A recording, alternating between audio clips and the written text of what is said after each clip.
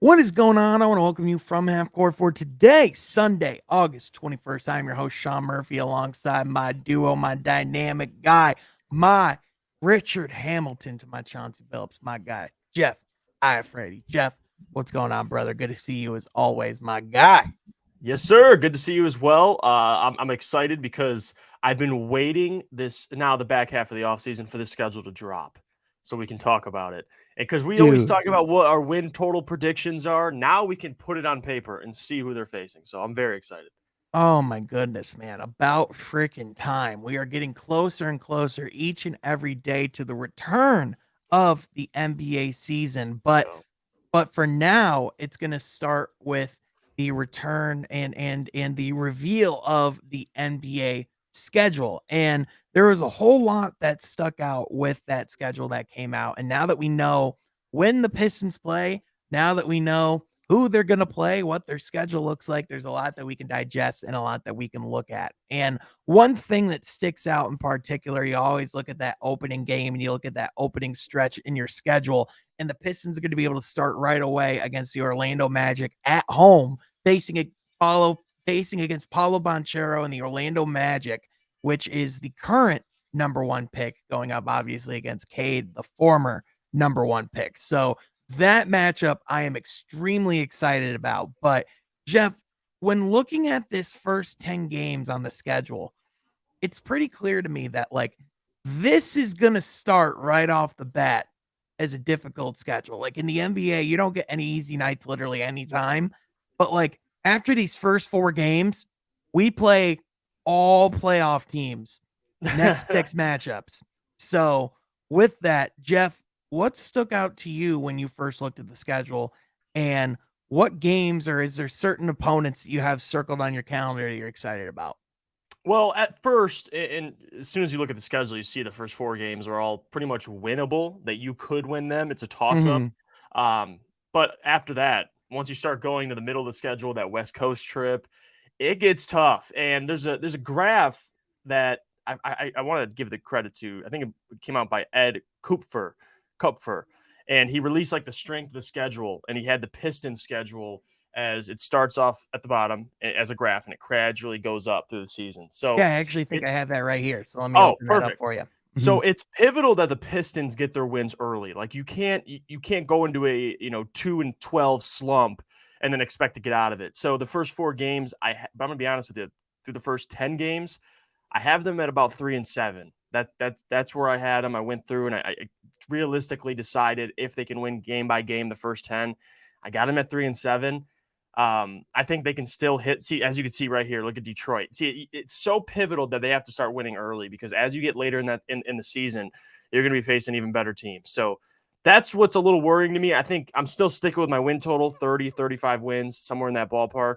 But to get there, Sean, they have to get going early, which is asking a lot for a team with a young backcourt that has to learn how to play together. Like there's a lot of pressure on these guys, but if they can sneak out some wins early on, so that later they don't have to play catch up, they should be all right. Yeah, most definitely. And the fact that they're going to be able to start out and that their schedule is easiest at the beginning of the season and it ramps up and gets more difficult as the season goes on. I think Mhm. it's one of those things where it allows them naturally to like to progress and get better. And like as they are getting better, they're going to be facing those better teams anyway. So I think, for Detroit, with everything going on, I mean, you talk about the importance of momentum and getting off to the right stretch with the current Pistons schedule. If we don't get off on a good start, that could be our undoing. And that could be something that, when we're looking at the end of the season, the beginning of the season is going to position us in that play-in battle and where we're going to end up ultimately on the schedule and end up in the standings. So when looking at that strength of schedule, it's one of those things where, obviously we have one of the easier ones to start the season, and especially those first four games, like you said, are all winnable. But then, kind of like what we said as well, those next six games are Atlanta twice, Golden State, Milwaukee twice, Cleveland. Like that's just what it is, just in their first 10 games alone. But Right. then, of course, there's the West Coast trip that's going to be happening right in the middle of November as well. So we talk about how their strength of schedule and relativity to the rest of the league is like one of the easier schedules. But in reality, literally within like a month, you're on the West Coast trip. So And yeah. yeah, so that's the thing, is that their schedule and relativity is a good schedule. But even then, that doesn't mean that there's just nights where it's easy W's. No, when you look through the first 10, you're like, oh, okay, we play Orlando, we play New York, in New York, we play at Indiana, at Washington. And like you said, from there, even past the first 10, you play at Boston. You play Boston again 2 games later. You play the Clippers, the Lakers, Denver, Phoenix, Cleveland, Dallas, like this, Memphis, Miami. Yeah, Like this just keeps going and keeps going. Like that's it, it's a great test for these guys. Good, a good thing. A lot of us Pistons fans don't have a ton of expectations this season. It's not like they need to make the playoffs or they need to make the play in. right. But again, once the schedule comes out and you actually dissect it and go through the first, let's just say 25 games, you start sitting there like, are they really going to be, 12 and, or whatever it is, 8 and whatever? How many wins are these guys going to have through 25 games? That's what worries me. Right. But again, I'm still excited. I think it's hard to project a team where you don't really know what you're getting out of a lot of these players. But again, these teams you're facing, like we said, the first 4 games, you look at Orlando, you look at Indiana. Okay, you should beat both those teams, but those teams are probably looking at us like, okay, you know what, we could probably beat the Pistons as well. So even the first 4 aren't promised. So I'm really just looking forward to getting in there. Injuries, you got to see what happens throughout the season, but just looking at it from a schedule perspective and who we're facing, Sean, it's a tough one, and Yeah. it doesn't get any easier late in Yeah. the season. Yeah, most certainly. And it's kind of crazy because I mean, with the NBA schedule, over the last couple of years, especially with COVID, they've had to adjust how they've done certain things, and they had to Yeah, go in and kind of change some of their processes. And one of the things that you're starting to see, and this is something that's like especially like something that I look at and like catches my eye. You see in those, and not just keep harping on those first 10 games. But I mean, they play Atlanta twice and Milwaukee twice, both at home twice against Atlanta, which is nice. But they're literally going to be playing 2 games on the road in Milwaukee in a row. Like that's no, not an easy win by any means. It's not an easy thing to have to go in and do. So and the other thing you notice, like it's very like front heavy with the back to backs as well. A lot of their back to backs are before the new year.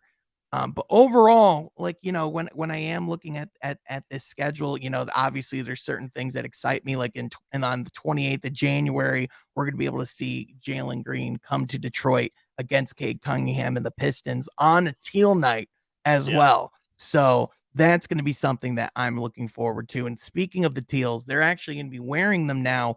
They added 3 more games to the slate for the season as far as wearing the Teals. So let me pull up those nights the Pistons are going to be wearing the Teals, all going to be against prominent opponents as well. So, Jeff, were you excited when you saw the Teal schedule? And were there any games on there that you looked at that you were excited to go check out? I was. I checked out the schedule with all the Teals, and I love it. By the way, I hate that you're facing tough teams because you just want us to keep that narrative that you're going to lose in the Teal. But Right. if I'm not mistaken, they face Golden State in the Teal, right? They do. Yeah. That is So, that is the matchup I'm looking for the most because again, I love weighing competition against the champions. That's what I look at it. Another team also is Memphis.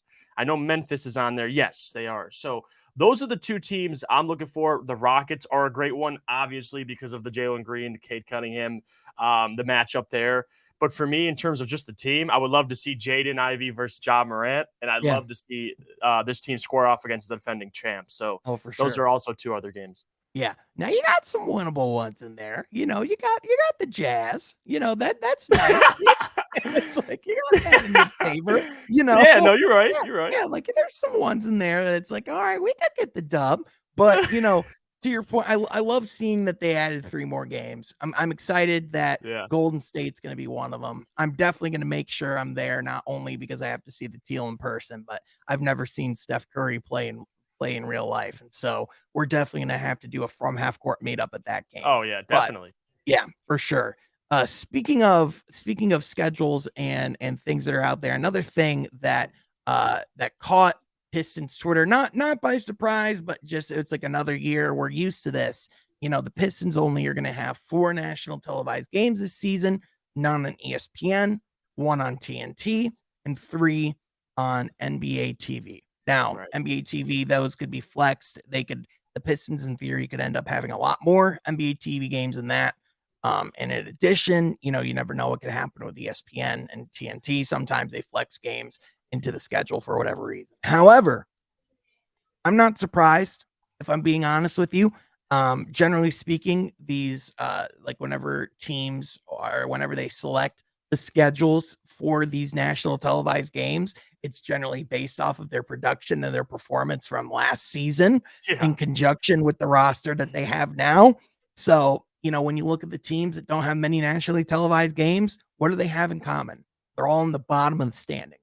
So, for the Pistons, I'm not surprised that this was the case. Did you have the same reaction that I did? And what is it going to take for Detroit to get more of those nationally televised games in the future? Well, thank God for Cade Cunningham, because at least that he pops a question into a lot of people's minds, making those decisions. Like, listen, well, Cade's entertaining, and I know when Jaden and Sadiq, if they become even better players, and this team starts moving up, the standings in the East, there's going to be more TV games. I don't worry too much about it, Sean. Like you hit on it. We're not there yet. I know Pistons fans. I've always checked in, and I'll go on Twitter sometimes, and I'll check in on other fan bases and what they think about the Pistons. And it seems like every fan base thinks we're going to win like 25 games. So it doesn't, from our perspective, we're much better than outside perspective. So Right. people have to be patient. I think in the next year or two, that's going to change. This team's going to get better. They're going to win more games. But this season, I'm not too concerned. Regardless, I'll be watching somehow, some way. So I'm not too concerned. But when it first came out, obviously all Pistons fans were very defensive over our team. So we hear it. We're like, what? We have Cade Cunningham. We have Jaden Ivey. Right. We have, these guys, Sadiq Bey. It's like, guys, there's a process to these things. And there's other teams right now that are they want on TV more than the Pistons. Right. That's just the reality. Well, yeah, and the truth of the fact is every roster, you can go and name names of awesome, talented players that they have, because this is the freaking NBA, man. There's 30 rosters of I should say there's 29 rosters that are incredibly talented in the Charlotte Hornets. But also, but in addition, overall, I think there's a lot of things to look forward to on this schedule. There's a lot of things to be excited about. I don't think, now that I look at the schedule and I see like what the team's going to have to face and, like what's going to be like, obviously you look at, every single year you look at that West Coast trip and you wonder how that's going to go. You're curious how that team's going to hold up during it, because it's always a difficult stretch of the year to watch. But I think, with the roster that we have now, I think with the moves that we can make going forward, I think that this is going to be a really pivotal season. And I think now that we see the schedule, at the very least, I think we see the roadmap and we understand what obstacles are going to be in the Pistons' way this season. Mm-hmm. Mm-hmm. And they're going to have tough teams they're going to have to compete with. And if they can show out, and it's not always about winning, it's just about being competitive. Like the 2 seasons ago, before last season, you had a little more. The second half of the season was much better. But the prior season with, they were at least competing in every game. And I think they can get to that point. We might say, well, the Milwaukee Bucks, they're screwed. But if you can get to a fourth quarter ball game and it's still close, I'll take that. It's not always about winning to me this season. It's just about being in there, guys learning how to play together. And I think as this next season, the following season, you're going to start seeing wins. It's just people have to be patient. There's a process to these things. It's not like the NFL, where the NFL, 1 year, you're turning things around. It's like a 2 to 3 year process for everything. Yeah, for sure. And even like an NBA schedule release, it's kind of weird, because in football, you're used to the schedule release because it's this big thing, because you're like, who are we playing and when? Right. Whereas like in the NBA, it's like, like who you're playing, how many times you're playing them, like how many times you're at home, how many times you're away. But once you see how it all lines up and who you're going to have to play when and what stretches you're going to have to face, when you're going to have to be on the road versus when you're going to be at home, those are going to be the things that are going to make a big difference. And especially when we're looking at that play-in, that play-in push down the stretch, the Pistons, their final 4 games, like let's say they're in contention for that play-in spot. Their final 4 games are against Miami, against Brooklyn, at Indiana, and at Chicago. So truly, they're going to have to really make it happen on this beginning stretch of the season, because if they're going to have to rely on having to beat, assuming he's still there, Kevin Durant, and if they're going to have to beat Jimmy Butler, and they're going to have to beat DeMar DeRozan and Zach LaVine to get into the play-in, that's a little more difficult. So again, They're really going to have to take advantage of that beginning half of the schedule.